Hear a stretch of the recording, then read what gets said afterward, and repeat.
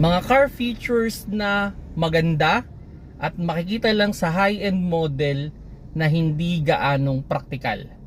Number 1 dyan is yung electronic parking brake.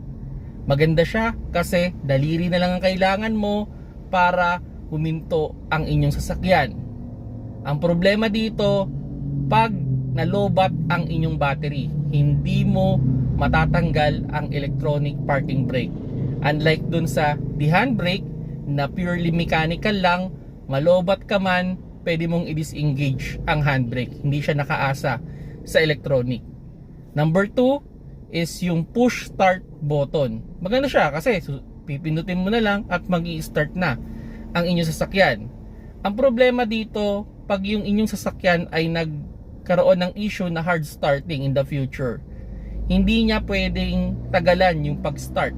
Unlike sa disuse, pwede mong patagalin yung pagredondo hanggang sa mag-start yung inyong sasakyan. And lastly, pangatlo, is yung mga LED light o yung headlight. Maganda siya kasi maliwanag nga naman siya, hindi siya malakas sa battery if ever man na naka-off yung makina. Pero ang problema dito pag kailangan mo ng palitan, napakamahal. So yan yung tatlong car features na maganda at tingin ko sulit naman. Unfortunately, hindi siya gaanong kapraktikal.